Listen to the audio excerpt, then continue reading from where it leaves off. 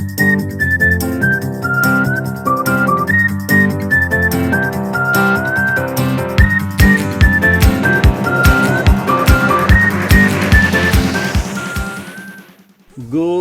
morning! Welcome to Lemon Juice for the Soul. This is our regular midweek devotion. This morning, the title is Redemption. And let's proceed to our verses this morning. It's written in the book of Hosea chapter 3, verses 1, 2, and 3. It read, "Then the Lord said to me, Go and love your wife again. Even though she commits adultery with another lover, this will illustrate that the Lord still loves Israel, even though the people have turned to other gods and love to worship them." Verse 2, "So I bought her back for 15 pieces of silver and 5 bushels of barley and a measure of wine." Verse 3, "Then I said to her, You must live in my house for many days and stop your prostitution. During this time, you will not have sexual relations with anyone, not even with me." So let's look at the context of this verse.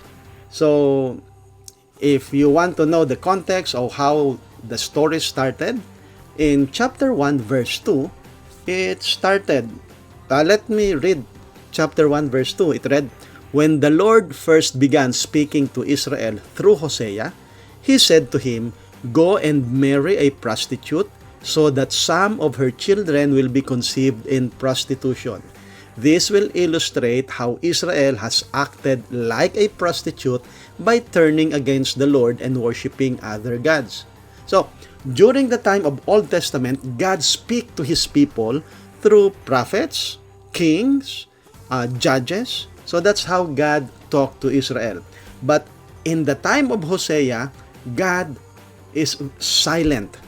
They haven't heard anything about God. And the Israel nation went and turned away from God. So they went worshiping Baal, worshiping the gods of Assyria, the gods of Babylonia, even the gods of their neighboring kingdom that they had conquered. So, Israel, or God's people, is like an adulterous woman. So, what God did is that God wants to talk and to speak to, or to communicate to His people. And He used the life of Hosea the prophet.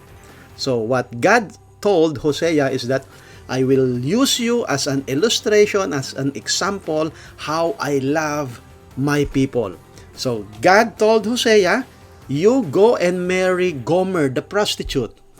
And then he married Gomer the prostitute. Gomer gave birth to, have children.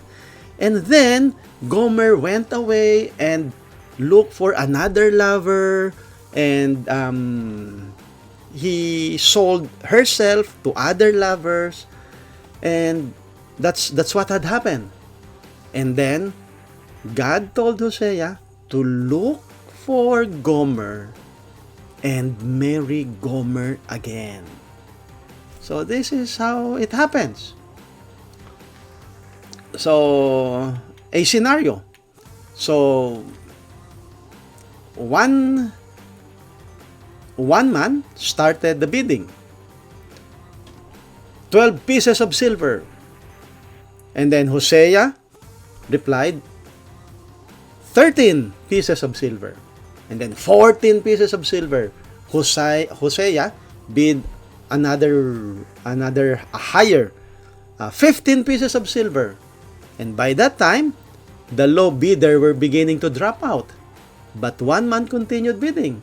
Okay, 15 pieces of silver and 5 bushels of barley. And then Hosea replied, 15 pieces of silver, 5 bushels of barley, and a measure of wine. By that time, the auctioneer looked around, seeing no one else ready to bid for Gomer. The auctioneer declared, sold for Hosea for 15 pieces of silver, 5 bushels of barley, and a measure of wine. So, you must understand that at this point, Hosea owned his wife. She was his property according to their custom. So he could do anything he wished with her. If he had wanted to kill her out of pain or disappointment, he could have done it. Anyone who knew him would have laughed at his action buying back his adulterous wife. They would have known what she had put him through, and he was just wasting his money.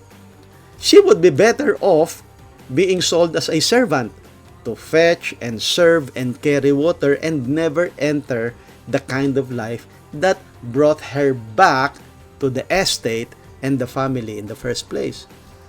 But that is not what Hosea does. Let me read again our verses.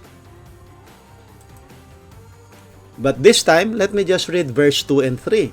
So Hosea said, "So I bought her back for 15 pieces of silver, 5 bushels of barley, and a measure of wine. Then I said to her, 'You must live in my house for many days, and stop your prostitution. During this time, you will not have sexual relations with anyone.'" Maybe you can understand this as an illustration. God was the auctioneer. God said, "Is there a bid for these poor, hopeless, enslaved sinners?" That's us.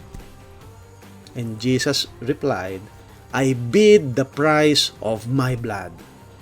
And then the Father, the auctioneer, said, "Sold to the Lord Jesus Christ for the price of His blood."